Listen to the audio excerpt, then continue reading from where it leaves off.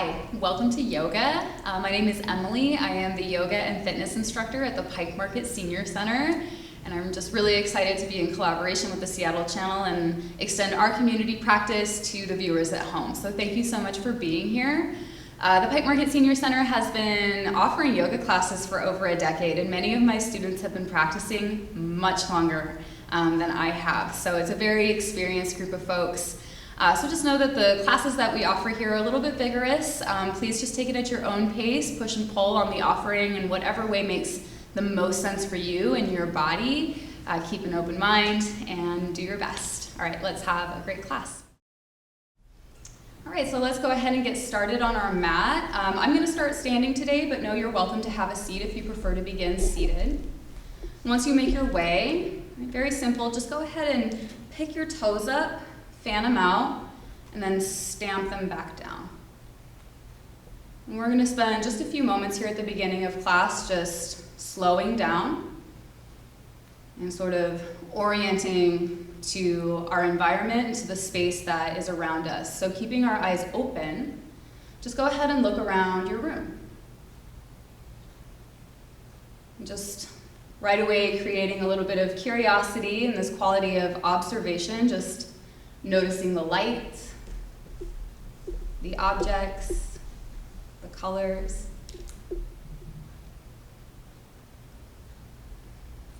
Just sort of welcoming yourself into the now. And you might keep your eyes open and just gently let your gaze get soft and still. Or I'm going to invite you to close your eyes and start to tune into the environment of your body.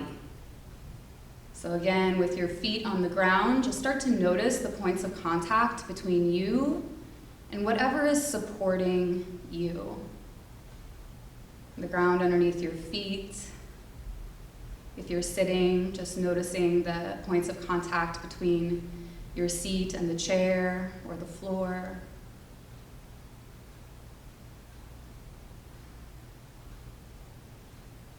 And as we move inside of practice today, as always, just welcoming in whatever presents physically, right, emotionally, energetically.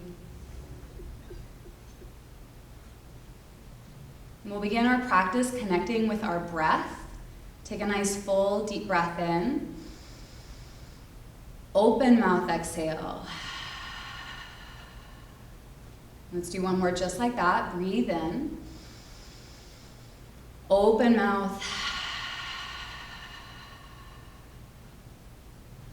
And as we start to settle into the felt sense of ourself and our breath, we're going to move our bodies with our breath. Right? So let's start with our hands. When you inhale, you can gently lift your hands up. And when you exhale, let your hands come down. And just go at your own pace with your own breath, breathing in and breathing out. And again, if you're sitting, you can do this seated.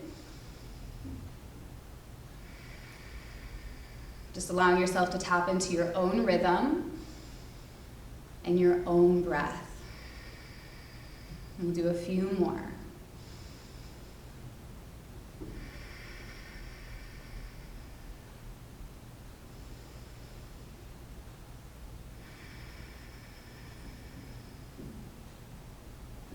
And whether you're seated or standing, take a moment just to kind of get loose through your legs, nice and soft. I'm going to invite you to get your feet at least hip-width distance and bring your hands to your hips. I'm going to start to warm up all the major joints of the body, starting with the head and the neck, right? Just gently making little circles here.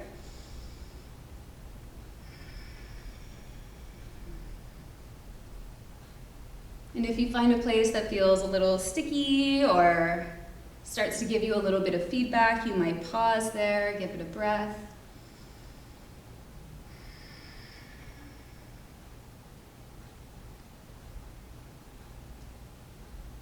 And gently reverse the direction.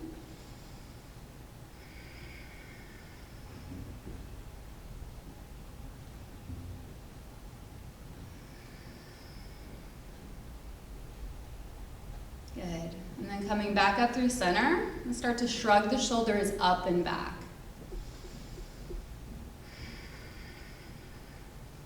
And as you do this, just starting to notice, maybe feeling a little bit into that warmth of your upper body. Just moving into the thoracic cavity, the upper spine, just starting to bring in a little bit of mobility and warmth and breath.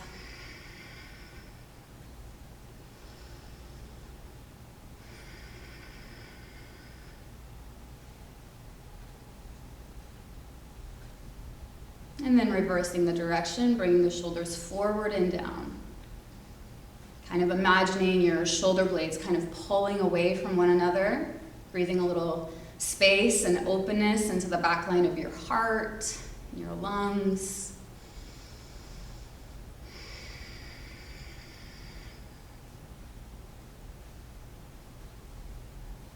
And you can go ahead and let that go. And bring your hands out in front of you, open your hands, and just orient for a moment to your palms. Look at your palms. Maybe noticing the lines and your unique fingerprints. And then gently fold your fingers in, just like a gentle fist, and then start to make little circles here with your fists. So a little moment with your wrists. Little crackles and pops are normal.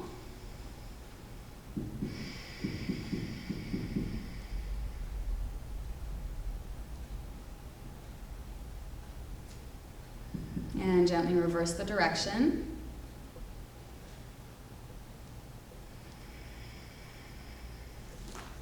Go ahead and open up your hands. Spread your fingers nice and wide and stretch through your palms.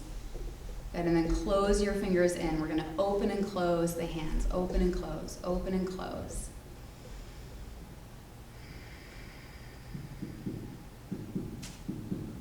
And keeping your hands open, go ahead and wiggle your fingers and your thumbs. All those little bones in the hands. The hands are so cool. Go ahead and bring those hands to your hips. Again, feet hip-width distance, maybe a little wider. Soft through your knees here. Let's go ahead and sort of work into an imaginary hula hoop. Right? Our hips tend to love movement, so go ahead and swoosh them side to side, front to back. Just want to start to explore range of motion here. How are things feeling today? So just noticing.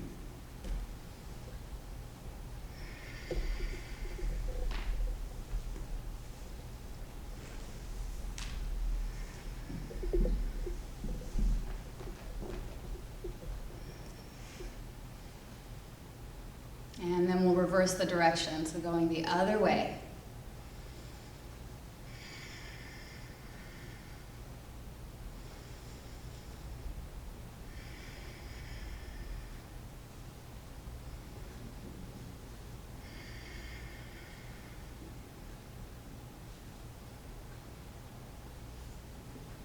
All right, coming back up through center, stand up nice and tall. I'm going to turn to the side just to demo. So standing up nice and tall, give yourself a moment here to kind of bring your awareness into your back body. So just being sensitive to the back of you, the space behind you, and kind of letting your weight move into your heels. Right? From here, we're going to start to warm up into the knee joints. So if you're sitting, now would be a good time to stand. You can use your chair as balance and support, or you can just stay seated. But we're going to go ahead and stick the butt back in space like you were going to sit down. It's just a small movement, a hinge at the knee, and then drive through the heel to stand back up. All right, so lowering and lifting up and down.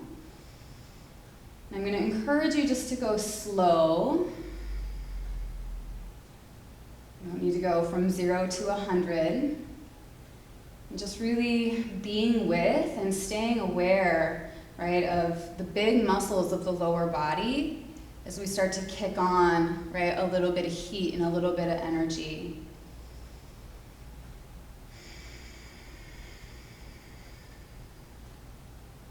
You might start to feel, right, your body temperature get a little bit warmer. You might notice you need to deepen your breath to support the action. But as always, just checking in and knowing that some days we come to the yoga mat and it's like, yes, I'm like ready to rock. I have tons of energy. Sometimes we show up and things feel a little bit more sticky or slow. So it's always okay to really take this at your own pace, to modify and to rest, however and whenever you need to.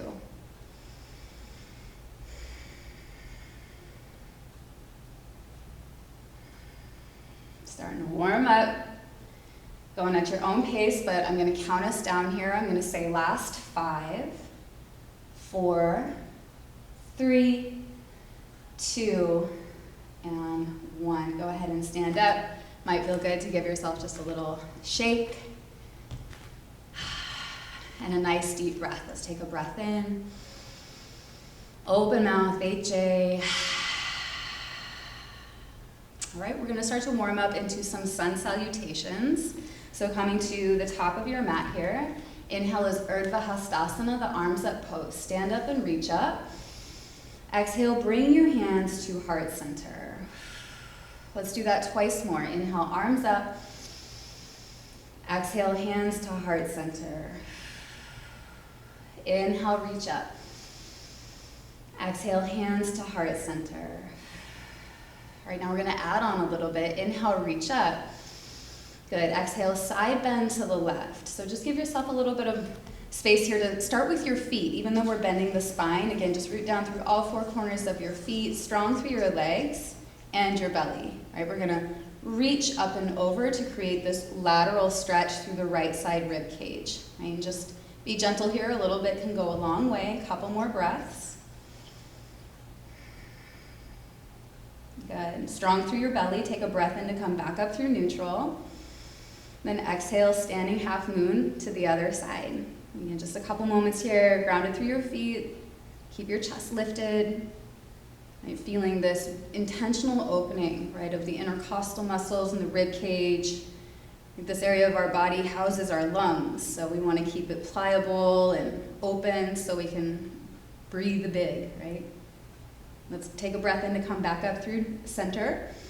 Then exhale, bring your hands to your heart. You might give yourself a moment, little heat in the shoulders there, so shake it out. We're going to flow those poses breath to posture. And when we start to link breath to posture, that is called vinyasa yoga. It's a little bit like synchronized dance, and it's a way for us to connect as class and as community with each other. All right, here we go. Inhale, arms up. Good. Exhale, standing half moon to the left. Inhale, come back up through center. Exhale, standing half moon to the right. Inhale, back up. Good. Exhale, hands to your heart. Again, inhale, arms up. Exhale, standing half moon. Inhale up. Good. Exhale, other side. Inhale, back up. Good. Exhale, hands through heart center. Good. And give that a little shake. Before we go into forward flexion and some forward bending, let's continue to warm up the spine, really noticing the connection between the shoulder girdle and the pelvis. So I'm going to turn forward to face the camera to demo, but you can stay at the top of your mat, right? Bringing your fingertips to your shoulders here, elbows out wide. And then I just imagine that I'm swimming, but it's kind of like making figure eights or just drawing really big circles with your elbows. Right, and you're turning your upper arm bone, right, in the shoulder socket. And that action, right, because our shoulder girdle is connected to our rib cage and the spine, so all of the upper body is moving. And the spine is connected to the pelvis, so you're going to feel your weight shift side to side. You're going to feel this action you're doing in your shoulders all the way down to your feet. And so just a moment to kind of be with the movement and to just allow everything to move together. Letting the muscles and the bones kind of push and pull on each other and connecting to breath. Let's do that action, but like you were doing the backstroke, so up and back. Let your chest be proud, let your belly be proud.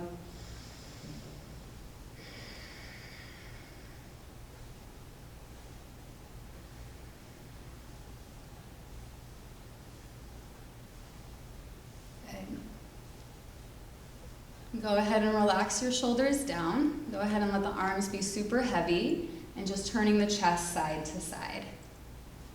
And letting the arms just sort of fan out to the side like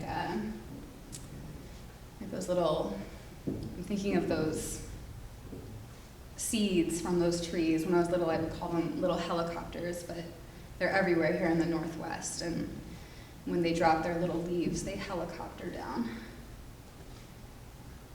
But mostly just the intention here is to allow the shoulders to be very passive. We tend to carry a ton of tension and stress and sort of the weight of the world on our shoulders, so we can put that down here.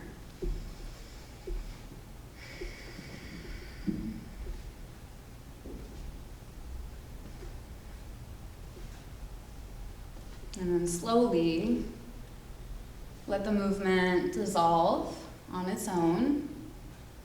And see if you can just be sensitive to the intelligence of your body, bringing you back through your unique plumb line, your center.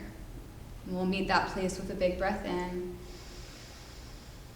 breath out.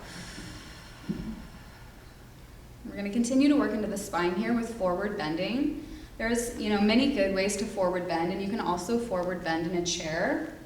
But for forward bending, I'm going to encourage all of us to begin with a generous bend in the knees, and you can bring your hands to your thighs here and start just by elongating the spine, so kind of feeling the tail pull back in space, right, the crown of the head pull forward. And some of us are going to do our practice just like this. We'll do good earnest work right here. Some of you are going to begin to fold all the way forward. Maybe you dangle. Some of you might bring your fingertips to the floor, right, but your choice. And then from whatever version you're taking, you're going to drive strong through your heels. Inhale, stand up, reach your arms up. Good. And then exhale, bring your hands to heart center. And really quickly before we flow this, I'll just demo what this looks like in the chair. Forward folding in a chair is one of my favorite ways to forward fold. So maybe if you've never done it before, now is a good time to try. You're going to scoot your butt kind of to the middle edge of the chair. And then spread your knees out wide enough that you have space to fold forward.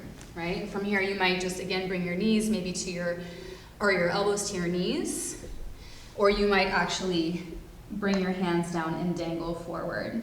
And again, as you press yourself up, strong through your belly, and you'll reach your arms up. All right, so from seated or standing, your choice, we're gonna practice flowing that forward bend. So here we go. Inhale, arms up, reach up. Good, exhale, fold forward, maybe halfway or all the way. Let's do two more. Inhale, reach up. Exhale, fold forward. Inhale, reach up. Exhale, fold forward and pause. From here, we're gonna just stay for a few breaths. So let yourself find your balance. Do your best to relax your upper body by breathing a lot of decompression into your lower spine.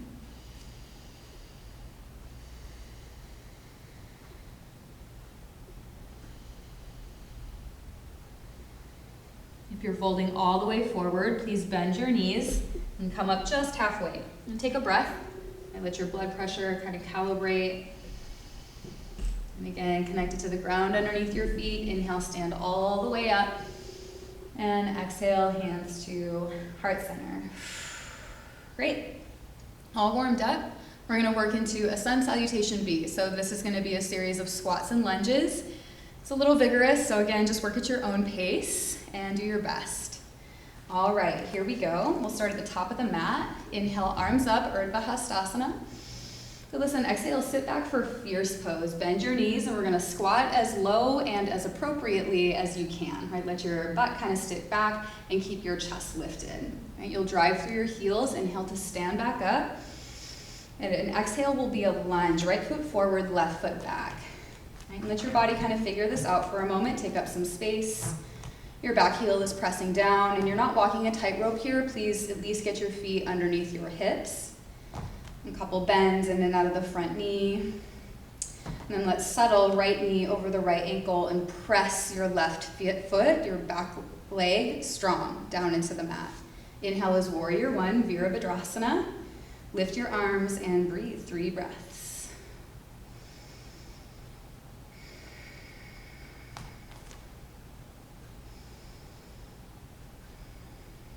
We'll take one more breath in.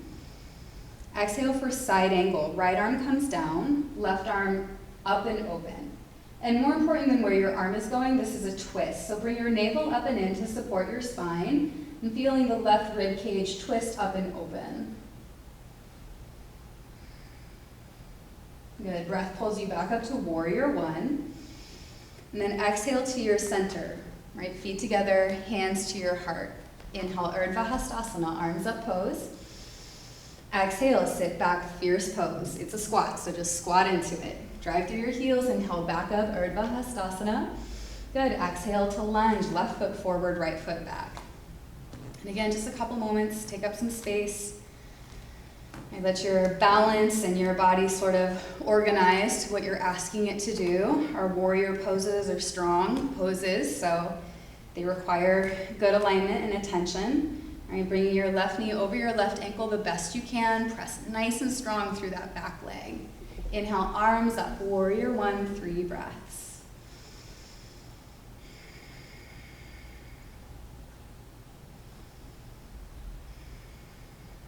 And take one more breath in. Good, exhale for side angle. Left arm down, right arm up. And again, it's a twist, so feel this action of like you wanted to reach your heart up and open, right, towards the ceiling. Inhale, back up to warrior one. Good, exhale, feet together, top of your mat. Good, big movement here. Inhale for star pose. Heels in, toes out, take up a bunch of space. And then exhale for horse pose, right? So it's like a wide-legged squat. You can bring your hands to your heart here. Give yourself a moment to kind of shimmy. Right? Notice for yourself how it feels to kind of let your tail flare or tuck. Notice what feels more grounded. And then strong through your feet. We'll inhale up into that star pose. Exhale to horse. One more. Inhale for star. Exhale to horse. Good. This time, inhale for star. Big transition. Exhale, top of your mat. Good. Give that a little shake. We're going to do that just one more time. Breath to posture, right? So that vinyasa yoga. And then we're going to come down to the ground to prepare for some more restorative poses. Here we go. Inhale, arms up, reach up. Exhale, sit back, fierce pose. Good. Inhale, stand up to reach up. Exhale to lunge. Right foot forward, left foot back. Inhale, warrior one. Good, exhale, side angle, right arm down, left arm up. Inhale, warrior one. Exhale to your center, step to the top of your mat.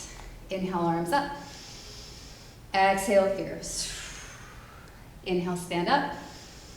Exhale to lunge, left foot forward, right foot back. Inhale, warrior one. Exhale, side angle, left arm down.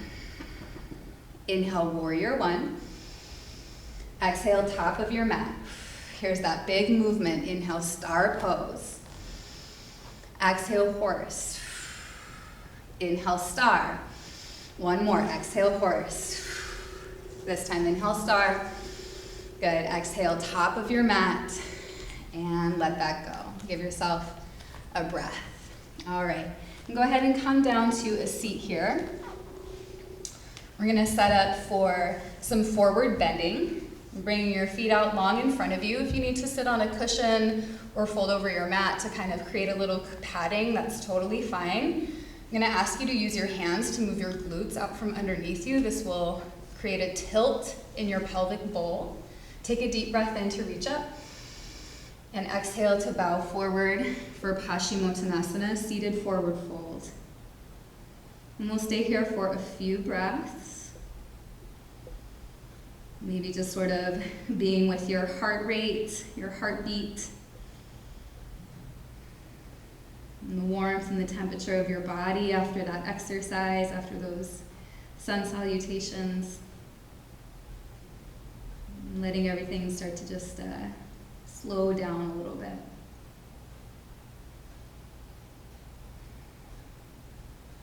And go ahead and lift your chest. Good. Baddha Konasana, soles of the feet together, knees out wide. Okay. And then from here, again, another forward bend. So sit up nice and tall and start to recline your upper body forward.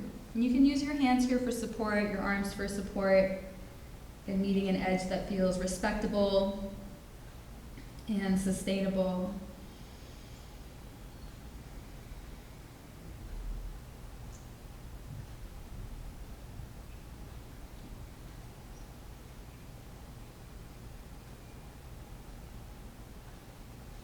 And then using your hands to lift your chest, let's go ahead and come all the way up and come onto the back for a supine figure 4. Bring your right ankle to your left knee. And then from there, you can either stay just like this, or you can interlace your fingers maybe behind your left thigh or in front of your right shin. But let your back body be heavy. We'll take a couple breaths here into the hips.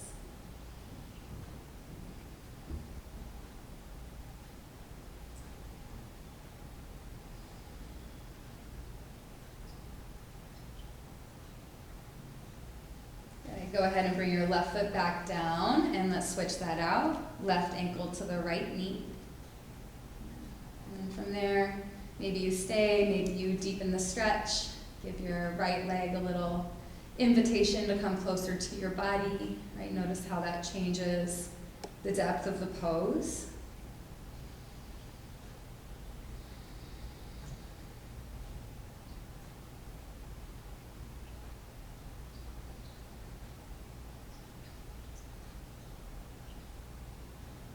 You can return both feet down. Good. From here, bend your knees in at your chest. Give yourself a little squeeze and drop your knees over to the left. Right? You can keep your chest lifted up towards the ceiling. You might bring your arms out long to a T. And take just a gentle twist here, a couple breaths.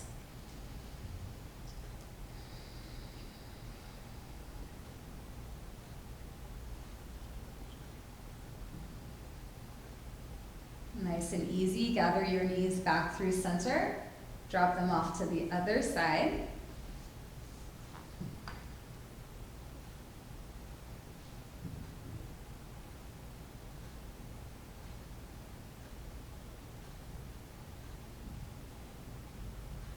And bring your knees back through center. One more good little squeeze here. You have a couple options. You could maybe lay down and come into some final rest. Or maybe keep your knees bent, soles of the feet flat to the floor. Or you might roll over to one side and press yourself up to a seat.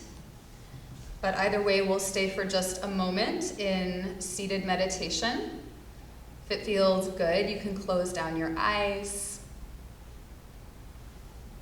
And again, just very simple, but so important. Just feel the points of contact between your body and the floor.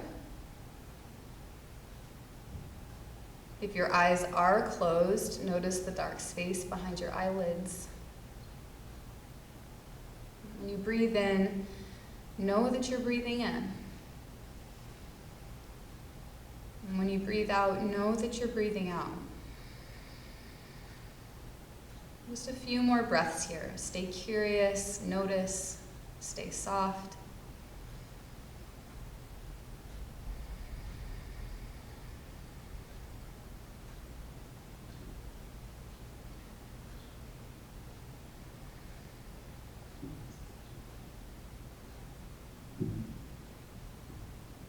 And if you have the time to stay, give yourself permission to stay. If it's time for you to move on with the rest of your day, I'll fold my hands together at my heart just to say thank you so much.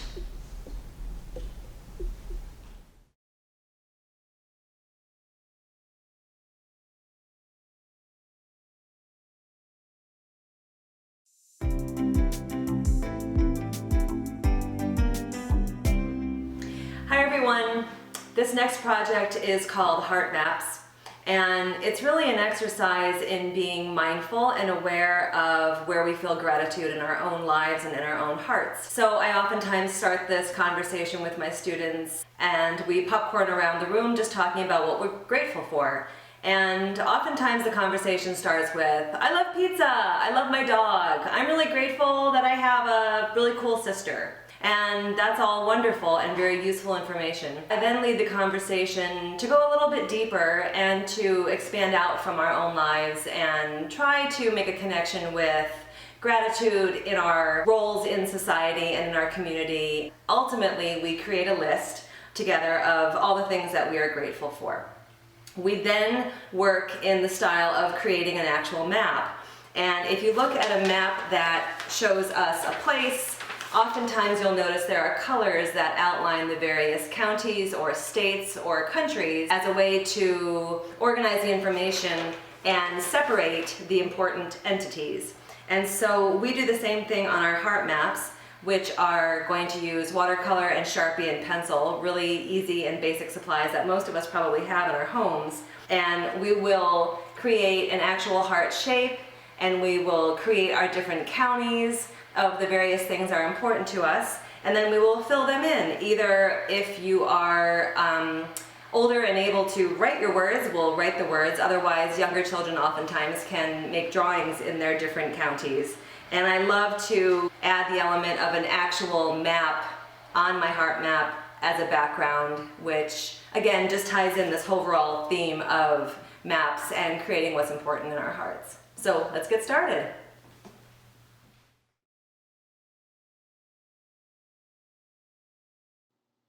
As I mentioned in the intro, one of the first things we do in this project is we take a few moments to really spend some time thinking about what means the most to us, what we are grateful for. And we start making a list of all of these things. And I want to share a lesson that I learned from one of my really young students last summer when I did this project with them. She had a beautiful heart map and a lovely list, and the very first thing at the top of her list was me. Capital M, capital E. And I asked her about that. And she basically said, well, I have to love myself in order to be able to share love and love other things in the world. So that's where I begin my heart map. And I felt like that was one of the best lessons we could have had in my studio last summer. So now that we have our list, set it aside, and with the same pencil, you're basically just sketching the outline of a heart. This is definitely not a drawing exercise where we are trying to get the best heart. Then, as I showed you in the physical map where the different counties and areas of a region are outlined and have different colors, you're going to want to count the number of items on your list and design your own map. You get to be a cartographer.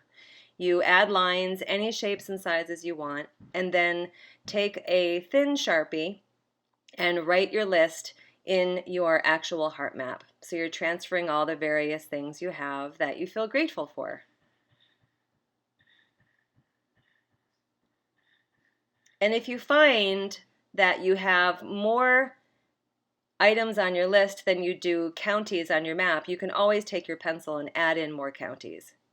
Then, using any sort of watercolor set of paints that you like, I have both the liquid ones as the paste-based ones, you go ahead and start filling in your heart map with different colors.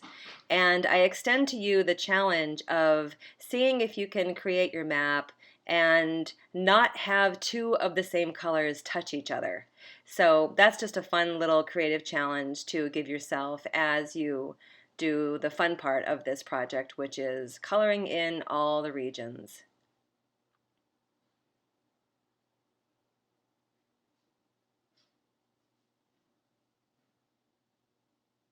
It's really beautiful to see this two-dimensional version of your own heart and your own love come to life in this project. So this is one version of the final piece of artwork. You can also cut the heart out and mount it on a piece of map as a background. I hope you've enjoyed making this project, and I encourage you to do it with your friends and family. Great work, everyone!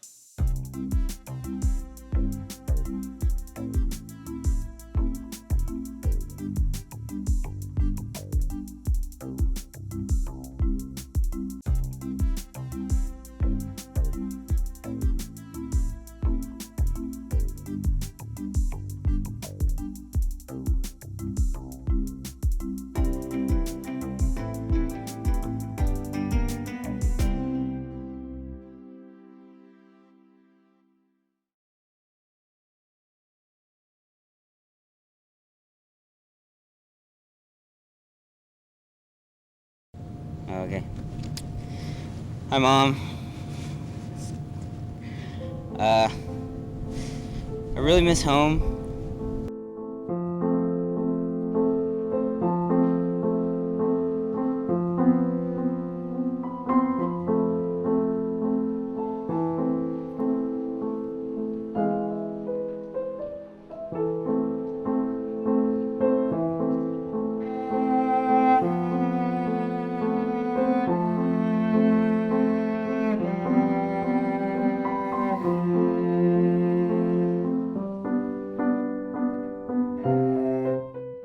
It's an interesting question as to whether the exhibit is anti-war or pro-war.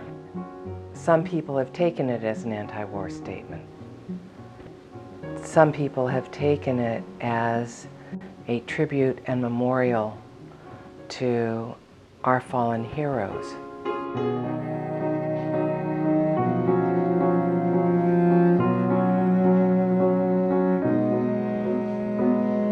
The boots were placed in rows, and they looked to me to be about the same distance that they would have been if they were filled by the soldiers who were standing next to one another, perhaps at parade rest. The families of some of these soldiers have donated the actual boots that their sons or daughters wore. I spent quite a bit of time just walking through the boots.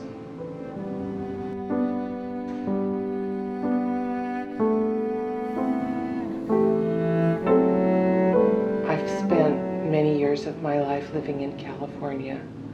California has a large population, and there were a lot of boots there.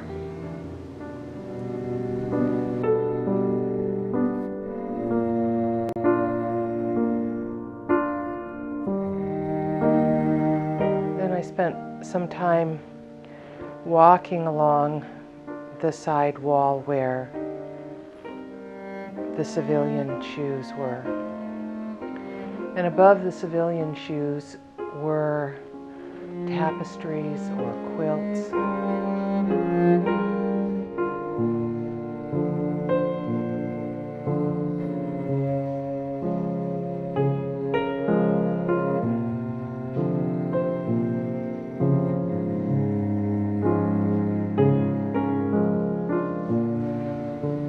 Sometimes it was more than I could bear to be in that hall.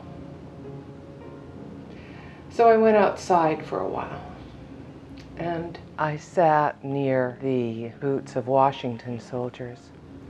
A woman came and squatted down in front of one of the pairs of boots, and she untied the laces and threaded through a little pendant that had a cross on it. And the whole time, her hands were trembling. She was accompanied by 3 young men. Sometimes one of these would just come and stand near her and put a hand on her shoulder. And she untied and retied and tried to fix the boots so that they were standing up straight, because the tops of the boots tend to kind of flop over. And as I watched her, I thought, how many times does a mother tie her child's shoes? My own son was in the military, and he was in Kosovo. And every moment that he was gone, I was frightened. My son came home, but my worst fears were what this woman was actually living through.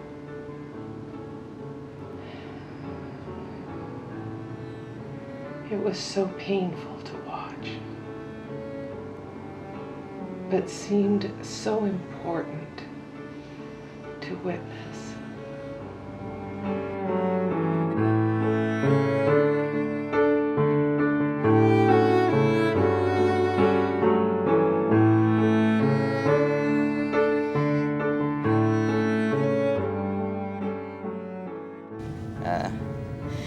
Okay, I really miss you guys.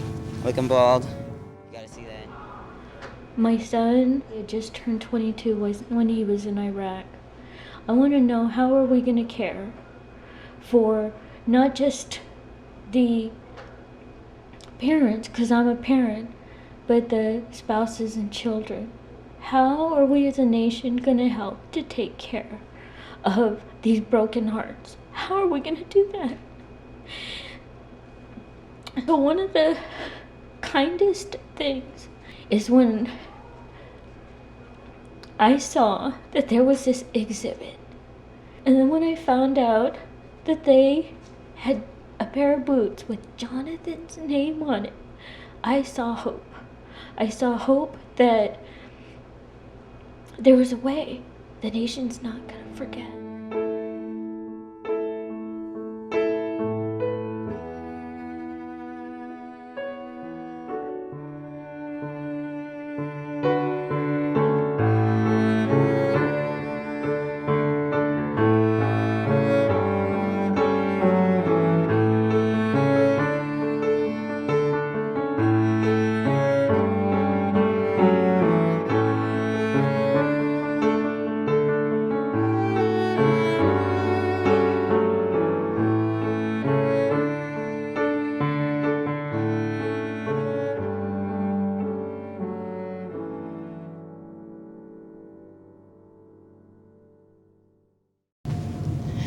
Bye.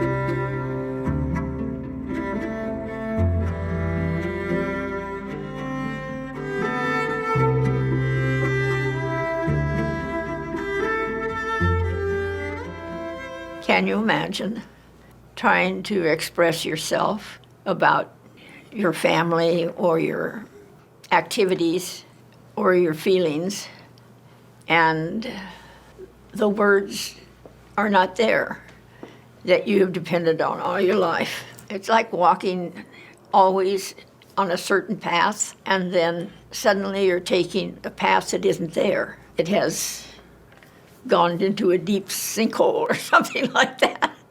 And that's the way you feel. You feel abandoned by your life, by your words, by your vocabulary, everything. It just seems to go. I was in a restaurant and we were having a dinner for the family. My trimmers were going to town, and I noticed that the waiter who came up asked for everybody's meal. She looked at me and didn't ask, and turned to my wife and asked her for me. I interrupted it, and she went, "Oh, you're alive." I mean, it had that flavor. When I try to walk, sometimes I get lost, and I don't know which direction I'm going in, and I get confused with it. Last year, I could do so many things, out in the garden, do everything. And this year I'm crawling, and I'm just a mess. My wife and I were out one evening. We're in the backyard, and I suddenly jumped to the ground and was beating my feet. Bam, bam, bam, bam. And I kind of like came out of it, and I had no idea where I had been, what had just happened, and I had no idea how to come back with that, because it's not something that I had any control over. But it was me. And that was a very strange thing. I just like to do things, be active. I had to be very active. I just can't sit around and be just not doing anything. That's what I'm kind of doing now. It's kind of amusing in a sense, though, because if somebody's getting after you for something and you say, oh, I forgot. Getting off the hook, so to speak.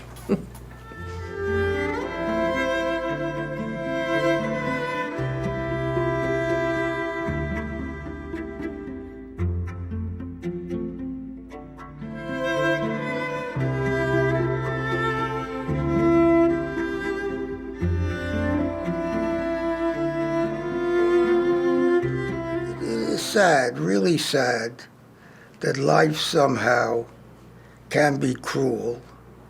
And I imagine in its cruelest form is a loss of memory.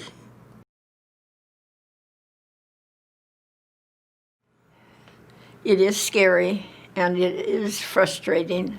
Well, yeah, people, when they hear that you have the condition, that it influences the way they address you. And often it's not, it's negative.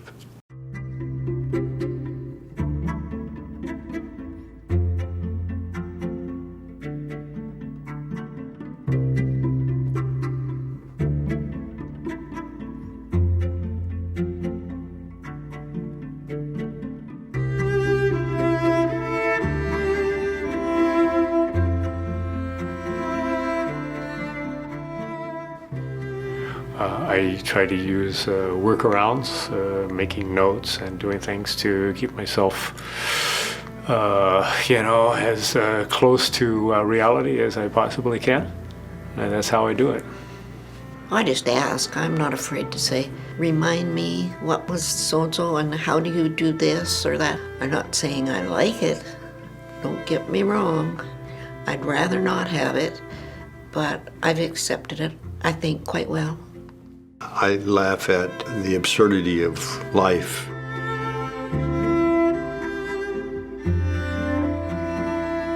Anytime you can talk openly about anything, it's a positive experience for all parties.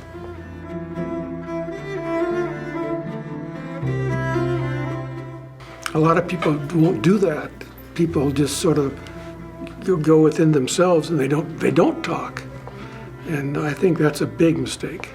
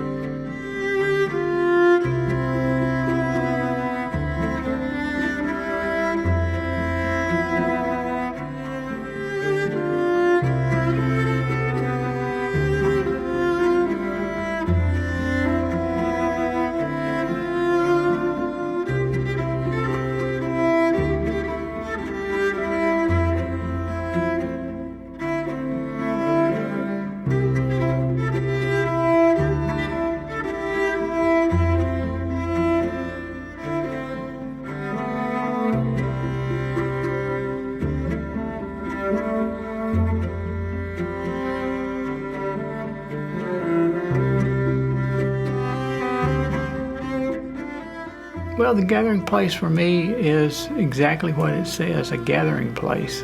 A place where in our darkest moments we can head out and realize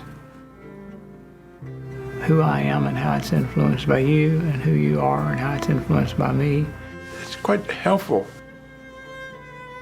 You start having some problems, you think, well, I'm the only one that, but no, you're not. Everybody has problems like that and similar to that, so you're not alone. We care for each other. Relationship, fun, food, and laughter.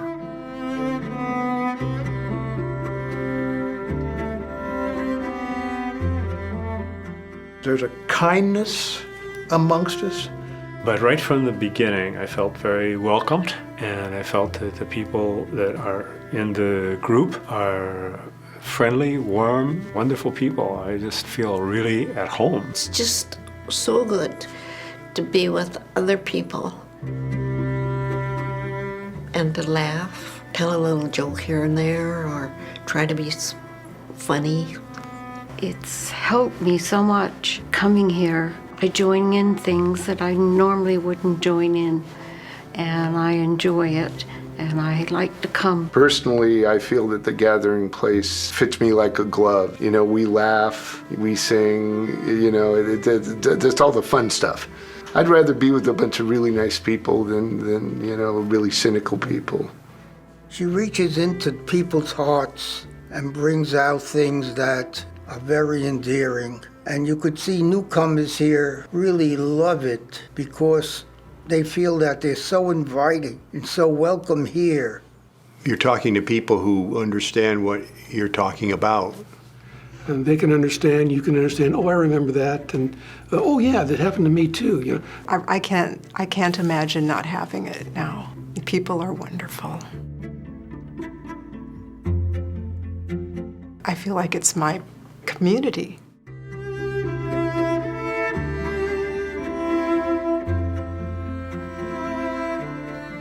People have to learn to be a little more tolerant than they may have been at one time. Listening is a good thing. Well, just remember that we're human beings, and, you know, it could happen to anybody. It's a necessity that we understand that we're not different than anybody else. And you know, as people age, things happen in their brains and everything else, and it's no different than not being able to walk as fast as you could before. It just happens. It's just part of the process, and you have to accept it. And that all I'm asking each of you to do is to just open your eyes maybe a little bit more and to just welcome whoever is there into your life and into their life. Well, hopefully I'm looking good, and mostly I'm looking like Neil. That's what you're seeing, and that's who you're having as a part of your life.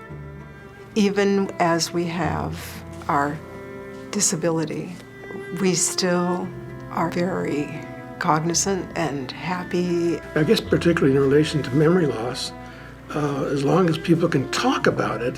So many people just sort of hide themselves away and won't talk about it. They're afraid of it. It's one of those things that I think the society has made it a fearful thing. And you know, that the life does go on, and you can turn it into positives. If you sense that a person has a need and they're open to it, you should do something about that. You can't ignore it and, you know, be an ass. Be who you are. Make them something more than... You are someone that you can help. Open-mindedness is key to both people who have problems and the people who have to deal with the problems that their friends and relatives have. The world and ourselves needs compassion to see it through.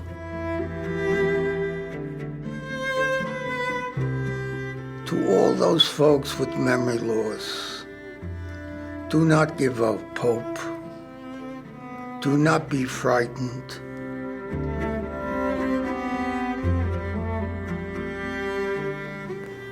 Make sure other people understand that you have memory loss, so that it's not something you feel ashamed about or embarrassed about. And you need to ask people to help you.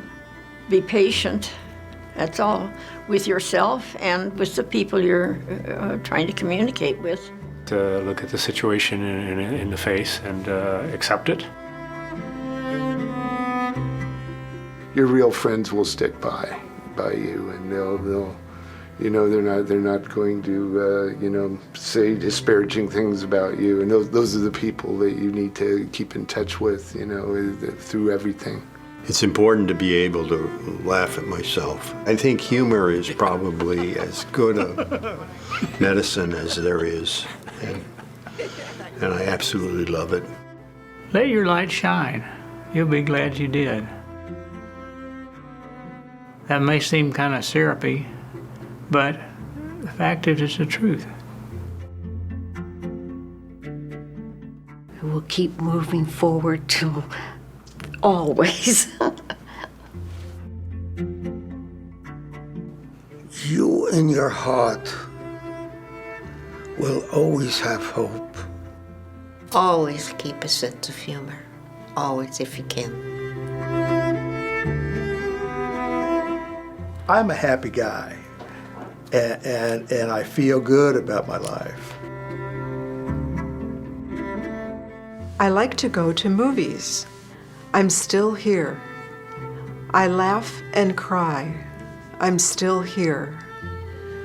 I walk my dog and play with my cat. I'm still here. I meet new friends. I'm still here. I create art. I'm still here. I love my friends and family. I'm still here. I learn yoga. I'm still here. I love myself. I'm still here.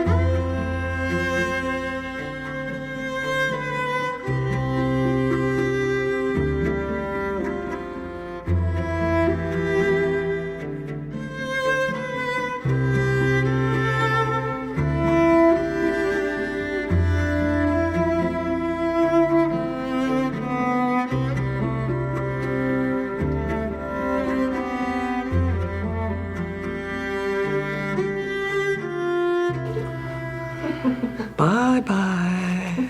All right. Cut. Perfect. Okay, all set. It's a wrap.